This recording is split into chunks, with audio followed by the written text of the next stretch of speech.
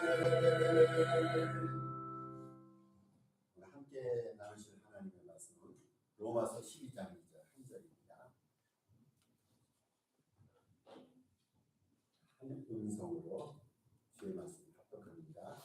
너희는 이 세대를 본받지 말고 오직 마음을 새롭게 함으로 변화를 받아 하나님의 선하시고 기뻐하시고 온전하신 뜻이 무엇인지 분별하도록 하라. 아멘.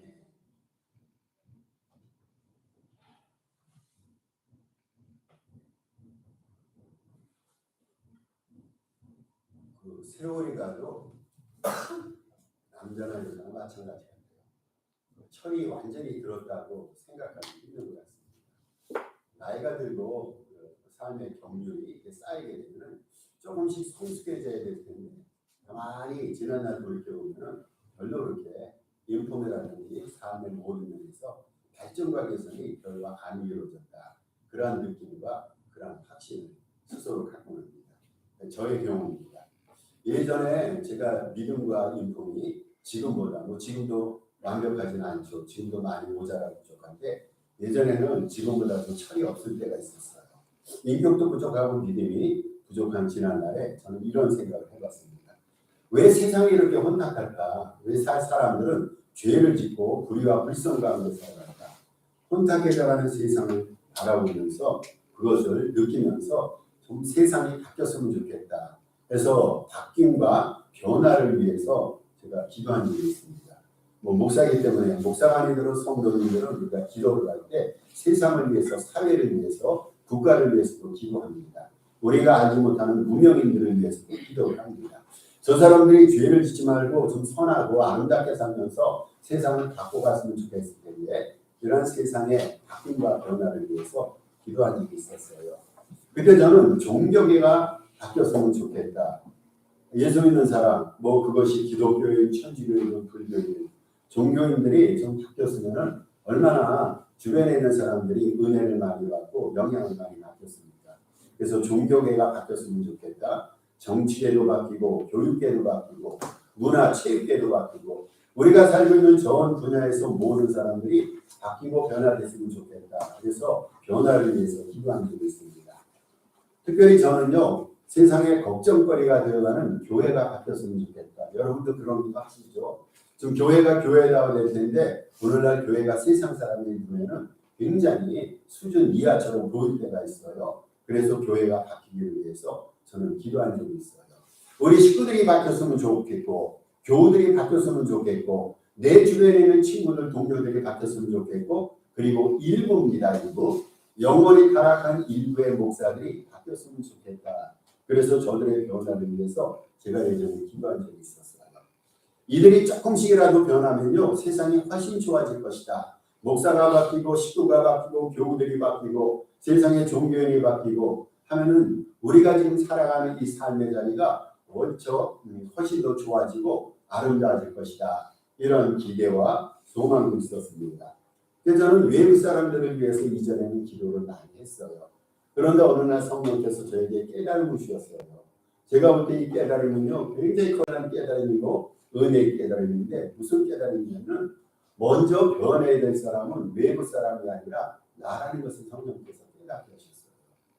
우리가 다른 교회가 변하고 다른 주변의 사람이 변하기를 위해서 기도하는데 그 사람들이 변할 것이 아니라 내가 먼저 변하고 우리 교회가 먼저 변하고 이런 깨달음을 성령님께서 주셨습니다. 여러분 나로부터 사실은 개혁이 시작되고 변화가 시작돼야 됩니다. 나로부터입니다. 나로부터. 그래서 오늘 종교개혁주의를 맞이해서 정말 우리가 뭔가를 이렇게 변화를 모색하고 바뀜을 모색해야 되려면 진정으로 먼저 변해야 될 대상이 나란 말이죠. 나로부터 먼저 변하고 우리부터 먼저 변해야 됩니다. 나와 우리는 누군가를 변화시키게 하는 개혁의 주체자가 아니라 변화받아야 될 개혁의 대상입니다. 성경이 우리에게 요구하는 건 이거예요. 이 세상을 살아가면서 죄 짓고 사는 사람이 있어요. 그런데 일일이 그 사람들의 삶에 우리가 강의해서 당신은 바뀌어야 된다, 변해야 된다. 지적질하면서 성경은 이렇게 얘기하라고 얘기하지 않습니다. 먼저 바뀌어야 될 대상자로 성경은 우리 자신을 지적하고 있어요. 이 자리에서 종교개혁주일에 우리가 변화와 그리고 바뀜에 대해서 설교하고 은혜를 받는데 먼저 바뀌어야 될 사람은 설교자입니다. 외부 교회 사람들을 바뀌라기 앞서서 먼저 바뀌어야 될 그 개혁의 대상자가 우리 교회라는 말이죠. 그래서 우리는요, 누군가를 변화시켜야 되는 그러한 개혁의 주체자가 아니라 우선 우리가 먼저 하나님의 은혜 가운데 변화를 받아야 될 개혁의 대상입니다. 1517년 10월 31일이에요. 마르틴 루터라는 당시에 34살의 젊은 사제입니다. 이 젊은 사제 마르틴 루터가 그 당시 로마 교황청에 잘못된 것을 지적하는 95개 조항의 항의문을 그때 비텐베크라는 성전 병문에 딱 이렇게 부착을 하게 됩니다. 성전문에 95개 조항의 항의문을 부착을 했어요. 그때 루터는요, 교황청이 잘못했으니까 이거를 성령의 은혜 가운데 지적해줘야겠다. 이러면 천주교가 망하고 교회가 망한다. 이런 생각이 들어서 성경에 의거해서 잘못된 95개 조항의 일종의 항의문입니다. 이 항의문을 성문에 다 붙인 거예요. 루터는 그 당시 이것이 종교개혁 운동이라는 큰 물질로 바뀔 줄 모르고 단지 안 됐다 싶어서 이러면 서로 공멸한다 싶어서 잘못을 지적해주고 싶어서 95개 조항의 항의문을 붙였는데 그 항의문이 종교개혁 운동의 시작이 되었습니다. 그러면 1517년에 루터가 항의문을 부착했을 때 그때서부터 사실 종교개혁이 시작됐습니까? 아니죠. 그 이전부터 개혁의 조짐이 이미 있어 왔어요. 루터가 살기 100년 전에 후스라는 사람이 있습니다. 체코슬라바키아의 후스라는 사람이 종교개혁을 외쳤어요. 이렇게 하나님 앞에 예배드리다가는 교회가 망합니다. 하나님 앞에 이렇게 신앙생활하다가는 우리가 하나님의 은혜를 받지 못하고 우리가 망합니다. 이미 루터 이전 100년 전에 후스라는 사람이 종교개혁을 역설했어요. 우리는 바뀌어야 됩니다. 천주교회도 바뀌게 되고 모든 종교가 바뀌어야 됩니다. 후스라는 사람이 이렇게 100년 전에 종교개혁 전 100년 전에 개혁을 외치다가 기득권의 세력에 의해서 이 사람은 파역을 당했습니다. 여러분 안타깝잖아요. 진즉에 개혁이 일어났다면 많은 희생을 막대한 비용을 막을 수 있었을 텐데 오늘 우리에게 정녕 필요한 것은 개혁입니다. 금년도에는요. 종교개혁이 일어난 지 505주년이 되는 해입니다. 10월 마지막 주일이 보면요. 우리 교회도 그렇습니다만 종교개혁 주일로들입니다. 모든 교회에 10월 마지막 주일에 설교 주제와 제목이 있다면 개혁입니다. 개혁. 온통 기독교의 화두는 개혁이에요. 개혁. 10월 달에는 우리가 그 어느 달보다 더 목소리를 높여서 바뀌자, 변하자, 개혁하자 얘기를 합니다. 목사들은 강대상에서 개혁의 주제를 가지고 설교를 합니다. 그리고 신학자들은 세미나, 강연, 강의, 발제 등에서 루터, 칼빈, 낙스, zwingli 이 사람들이 종교개혁자들이에요. 500년 전에 종교개혁자들인데 이분들을 소환해서 그들의 주장과 신념과 철학과 확신점을 발표하면서 개혁의 길에 동참하자고 호소합니다. 10월 마지막 주일이 되면은 우리는 온통 개혁에 대해서 설교하고 개혁에 대해서 얘기를 나눕니다. 여러분 개혁 참 좋은 거잖아요. 변화되는 거 좋은 거잖아요. 우리가 정말로 변화를 받아야 되잖아요. 우리의 모습이 이대로 하나님 앞에 아름답고 하나님께서 우리의 모습, 인격이란지 믿음 이 모습 그대로 하나님께서 너 잘했다고 받아주실 그러한 우리가 정도를 바라는 믿음입니까? 우리는 분명히 바뀌어야 되고 변화해야 되고 개혁해야 됩니다. 그래서 우리가 종교개혁주일이 되면은요 구태의연하게 우리는 바뀌자 개혁하자를 외치고 또 외칩니다. 여러분 그런데 시간이 지나도 우리의 변화가 크게 일어나던가요? 작년에도 우리는 종교개혁주일로 지켰어요. 재작년에도 동일한 날을 개혁주일로 지켰습니다. 그런데 시간이 지나도 우리에게 커다란 변화가 별로 없어요. 여전히 우리는 제자리입니다. 여러분 정말로 우리가 작년에 비해서 많이 바뀌었던가요? 작년은 재작년에 비해서 또 그렇게 많이 변하고 바뀌었던가요? 우리는 10월달이 되면요 개혁하자 변화하자 외치면서도 나중에 생각해 보니까 그 외침이 표피적인 구호와 기념에 그칠 때가 종종 있었단 말이죠. 개혁을 영어로 뭐라고 말합니까? 리포메이션이라 말합니다. 이는 변질되고 잘못되어가는 제도와 기구를 뜯어고쳐서 원래 상태로 재구성하는 거, 리폼하는 겁니다. 원래 오리지널 상태가 있었어요. 근데 그 오리지널 상태에서 벗어나고 변질이 됐는데 이것을 뜯어서 변질된 것을 뜯어고쳐서 오리지널 상태로 재구성하는 거, 리폼하는 거, 이것이 개혁입니다. 없었던 것을 새로 만드는 것이 아니에요. 예전에 있었어요. 처음에 있었을 때 얼마나 것이 깨끗하고 성결하고 거룩하고 아름다웠습니까? 그런데 시간이 지날수록 그 아름다움이 사라지고 희석되고 거기에 죄가 가미되다 보니까 이전에 본래 것이 많이 형태가 바뀌었단 말이죠. 그래서 오리지널 원상태 본질로 재구성하는 것이 바로 개혁입니다. 이 종교개혁은요, 영적으로 타락하고 더럽혀진 개인 심령과 교회를 본질로 되돌려 놓는 것입니다. 우리의 본질은 예수를 닮는 거예요. 우리가 처음에 신앙생활 시작할 때는요, 예수를 닮자라는 기도 제목을 갖고 신앙생활을 했어요. 그런데 신앙생활을 오래 하다 보니까 예수를 닮아가야 되는데 예수를 닮지 않고 세상을 닮아가는 거예요. 그래서 우리의 본질이 예수님을 닮는 건데 예수님을 닮는 길로 다시 돌아가는 것이 이게 바로 영적인 개혁이고 종교 개혁이라는 말이죠. 여러분, 크리스천이라는 뜻이 뭡니까? 예수를 닮은 자가 크리스천 아닙니까? 우리가 크리스천이면 별칭을 갖고 살아가요. 세상 사람들은 우리의 이름을 몰라도 우리를 그리스도인 기독교인이라 말합니다. 기독교인이라는 의미가 뭡니까? 예수를 닮는 자라는 뜻이에요. 우리는 예수님을 닮는 자란 그 종교에 못 닮고 있어요. 그렇다면 당연히요, 우리의 본질인 예수님을 닮는 길로 돌아가야 됩니다. 세상의 길에서 예수님을 닮는 길로 돌아가야 됩니다. 이것이 바로 개혁입니다. 그러면요, 우리가 예수님을 닮아야 될 이유가 뭘까요? 왜 우리는 예수님을 닮아야 될까요? 히브리서 12장 2절에 의하면요, 예수님이 우리 믿음의 주이시고 우리를 온전케 하시는 분이기 때문에 우리는 그분을 닮는 거예요.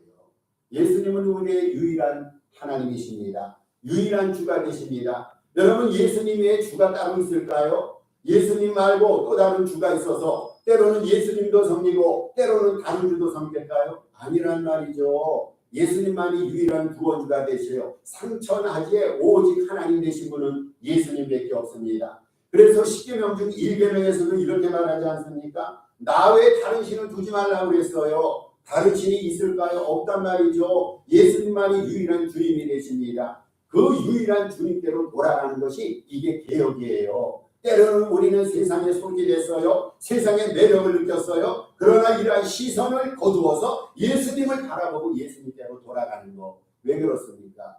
그분이 주님이기 때문에. 그분이 유일한 주님이기 때문에 그분께로 돌아가서 그분을 닮아가는 거. 이것이 영적인 개혁이란 말이죠.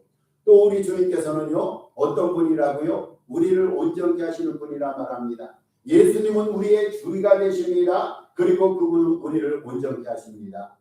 예수님께서 우리를 온전케 하신다고 말할 때 우리가 하나님처럼 완벽해진다는 게 아니에요. 많이 배우고 인생의 경륜과 경험을 쌓는다 할지라도 우리는 영원히 피조물입니다. 우리에게는 연약함, 부족함, 모자람이 영원히 있단 말이죠. 아무리 많은 것을 얻다 할지라도 우리는 모자란 게 있어요. 그게 인생의 한계가 아닙니까? 우리는 하나님처럼 완벽해질 수가 없어요. 그런데 성경에서는요, 예수님이 우리를 온전케 하시는 분이라 말합니다. 여기서 말하는 온전케 하시는 분이라는 것은 우리 구원을 완성시킨다는 거예요. 우리 구원을 온전히 완성시킨다는 거예요. 우리가 지금 예수님을 믿었어요. 믿음으로 구원을 받았어요. 그런데 우리 믿음이 이제는 시작이란 말이죠. 구원을 지금 시작했어요. 그런데 어떤 사람은 구원의 길을 가다가 중도에 추락하는 사람이 있어. 예수를 믿을 때는 거창하게 시작했는데 중도에 예수님을 못 믿어서 구원의 길에서 추락한 사람이 있단 말이죠. 주님께서 우리를 온전케 한다는 것은요, 떨림과 두려움으로 구원을 이뤄가는데, 완성시켜가는데 그 구원을 완성시켜 주시는 분이 바로 우리 주님이라는 겁니다.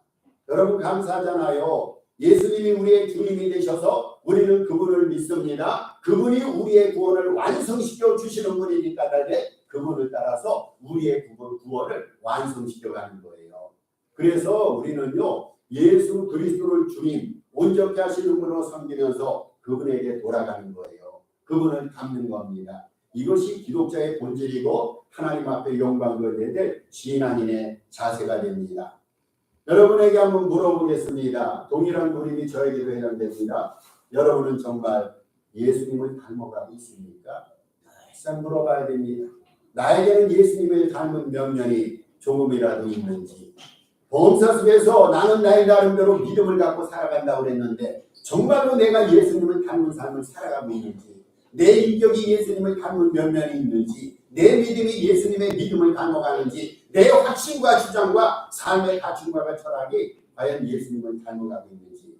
여러분, 우리의 목표는 예수님을 닮아가는 거예요. 많이 배워서 많이 돈 벌고 업적과 공적을 쌓는 것이 이게 목적이 아니라 예수님을 닮아가자고 우리 믿음 생활하는 거예요. 교회 생활을 왜 합니까? 이 교회의 머리가 되시고 주인이신 예수님을 닮아가기 위해서 우리가 교회 생활한단 말이죠. 신앙의 연륜과 교회 생활의 길이가 문제가 아니에요. 내가 과연 내 영혼이 예수님을 닮고 있는가? 예수님을 추구하고 악마하고 있는가? 그것이 신앙의 문제란 말이죠. 우리는 늘상 물어봐야 됩니다. 나는 예수님을 닮아가고 있는가? 나는 예수님을 어느 정도 닮았는가? 나는 예수님을 닮아가기 위해서는 그러한 소원과 욕망이 나에게 있는가?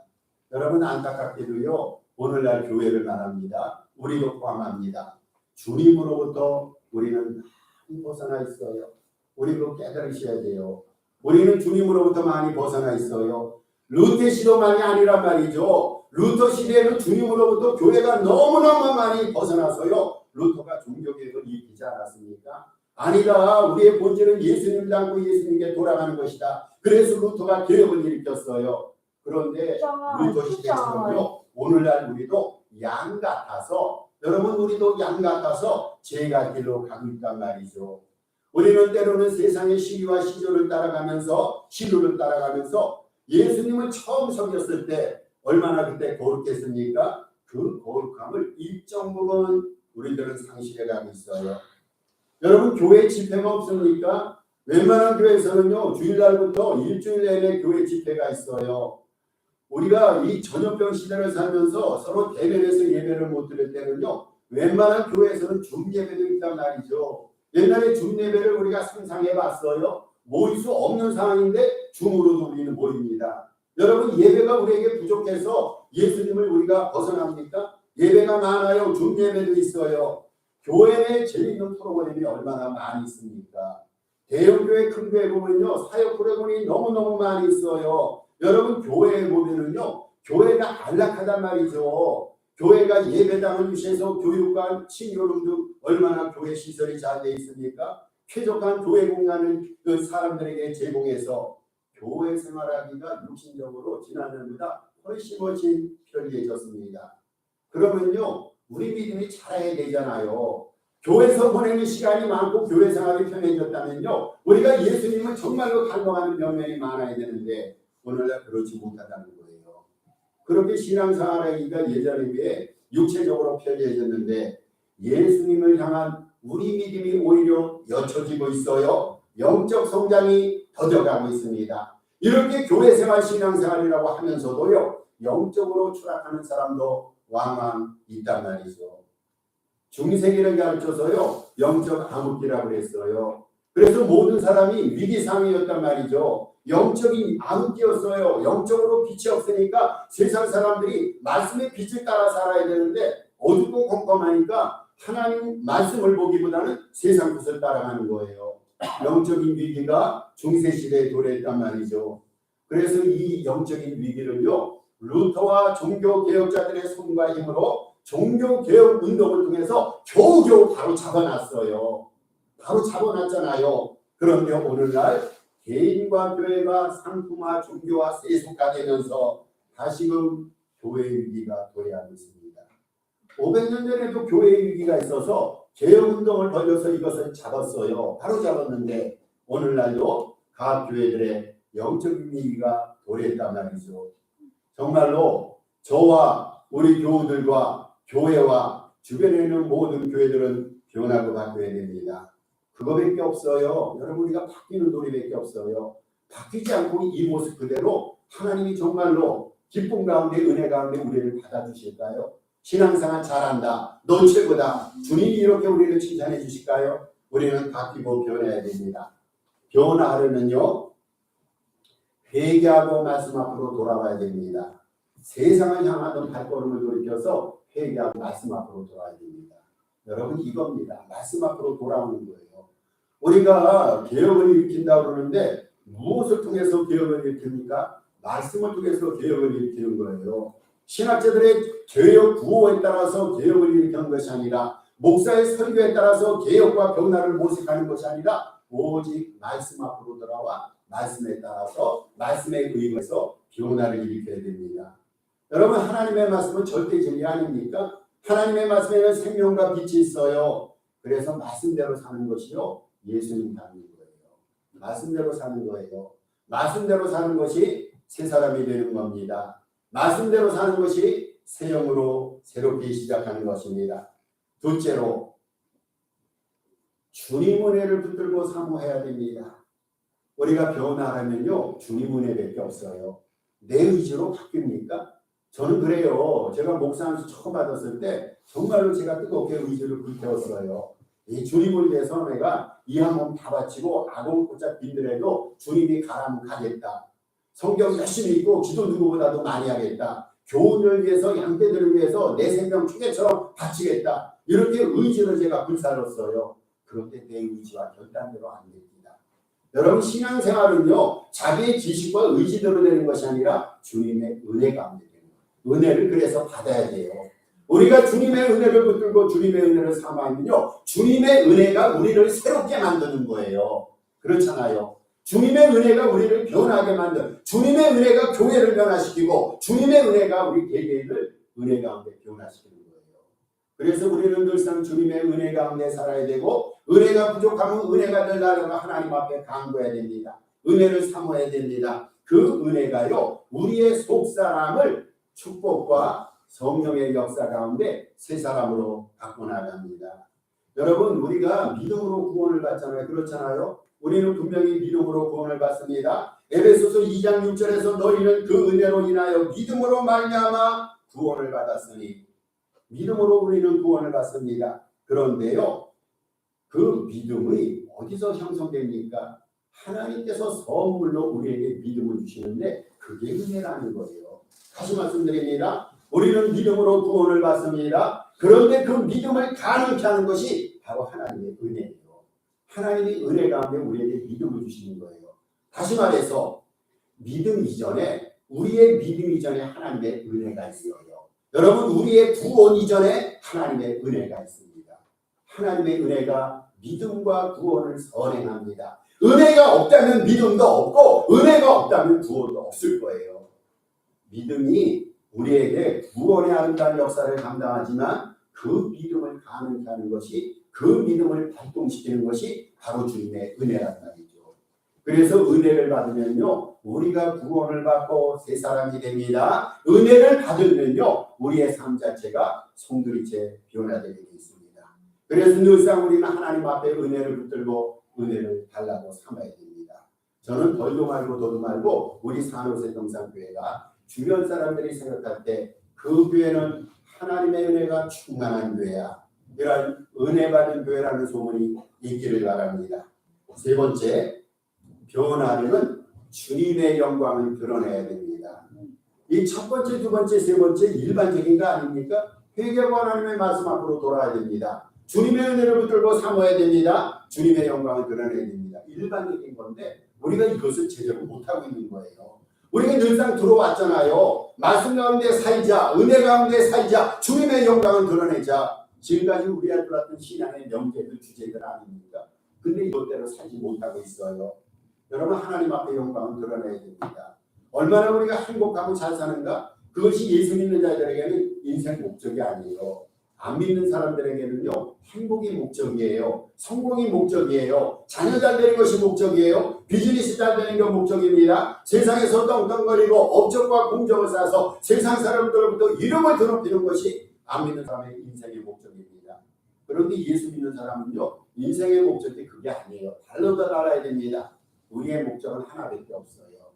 하나님의 영광을 드러내는 거예요. 이게 우리가 존재하는 목적이잖아요. 산호세 동산교회가 교세가 늘어나고 교회당 건물이 커지고 프로그램이 많아서 그 교회는 신앙생활, 교회생활하기에 좋은 교회다. 이런 소문을 드러내는 것보다도 이 교회에 하나님의 영광이 있다. 이런 소문을 드러내는 것이 이게 교회다. 건강한 교회라는 거죠. 여러분 우리의 목적이 있다면 주님 영광, 주님 영광. 우리는 먹든지 마시든지 주님의 영광에 삽니다. 살든지 죽든지 우리 몸에서 주님의 영광을 드러냄을 목표로 삽니다. 주님 영광이 인생의 목적입니다. 우리가 주님 영광을 드러내면요, 그 주님 영광에는요 광채가 있어요. 광채. 주님 영광에는 광채가 있고 빛이 있어서요, 주님 영광을 드러낼 때 우리의 인생도 빛이 나게 돼 있어요. 주님 영광을 드러낼 때요, 우리 인생이 변화되고 새롭고 가치관과 삶의 모든 본면이 바뀌게 돼 있습니다. 그래서 우리가 주님의 영광을 드러내면요, 개인 신령이 새로워지고 가정이 새로워지고 교회가 새로워집니다. 주님 영광을 드러내면서 새로운 인생을 살아갈 때 그때 비로소 행복이 오는 거예요. 그때 비로소 기쁨과 은혜가 충만해지더란 말이죠. 예수 믿는 사람이 인생의 목적이 주의 영광을 드러내는 건데 이거 제대로 드러내지 않고 인생이 행복합니까? 그렇다면 무슨 잘못된 믿음이에요. 주님의 영광 없이 인생을 성공으로 생각하면요, 그것은 신앙의 가치관이 잘못된단 말이죠. 주님의 영광을 드러낼 때 그때 행복을 느끼고 그때 성공을 느끼고 그때 하나님의 축복을 느껴야지. 그게 제대로 된 믿음이고, 이런 주님의 영광을 드러내는 삶을 통해서 우리의 인생이 더욱더 아름다워지고 더욱더 그 영구는 부강해진단 말이죠. 그래서 우리가 변화되려면요, 하나님의 말씀 앞으로 돌아와야 됩니다. 주님의 은혜를 붙들고 삼아야 됩니다. 그리고 주의 영광을 드러내야 됩니다. 여러분 바로 이게 개혁이에요. 하나님의 말씀을 회복하는 거, 주님의 은혜를 회복하는 거, 주의 영광을 회복하는 거. 이거 말고 인생 영적인 개혁과 변화가 따로 있을까요? 이게 바로 개혁이란 말이죠. 제가 그 복음송 한 곡을 가사를 여러분에게 소개합니다. 나를 변화시켜 주소서, 이 제목이에요. 이러한 제목에 복음성이 있어요. 현대 CCM이라고 그러는데 이 가사를 보니까 제가 가사에 굉장히 많은 은혜를 받아서 여러분에게 가사를 소개합니다. 무심코 던진 내 말로 인해 상처받은 당신께 진심으로 용서를 구합니다. 받아주세요. 내 잘못이 너무 큽니다. 입술로는 늘 하나님을 달고 살았지만 거친 말투 쏟아내는 내 모습 보니 아직 변화 안 된 내 심령, 주님 앞에 회개하며 기도합니다. 나를 변화시켜 주소서. 예수님 닮아가는 성도 되도록 나를 변화시켜 주소서. 우리 한번 나를 변화시켜 주소서, 이 문장, 이 가사를 한 음성으로 같이 읽어보겠습니다. 무심코 던진 내 말로 인해 상처받은 당신께 진심으로 용서를 구합니다. 받아주세요. 내 잘못이 너무 큽니다. 입술로는 늘 하나님을 닮고 살았지만 거친 말투 쏟아내는 내 모습 보니 아직 변화 안 된 내 심령, 주님 앞에 회개하며 기도합니다. 나를 변화시켜 주소서. 예수님 닮아가는 성도 되도록 나를 변화시켜 주소서. 여러분에게 이 가사말을 다시 한번 읊조립니다. 예수님 닮아가는 저와 여러분 될 수 있도록 저와 여러분 모두가 주님의 은혜 가운데, 말씀 가운데, 주님의 영광 가운데 변화되시기를 주님의 이름으로 축복합니다. 오늘 본문 말씀을 함께 읽겠습니다. 오늘 본문 말씀, 이 시대를 본받지 말고 마음을 새롭게 함으로 변화를 받으라. 오늘 종교개혁철에 더 많은 변화를 하나님 앞에 간구하고 기도하면서 늘상 새 영, 새 믿음, 새 인격으로 하나님 앞에 영광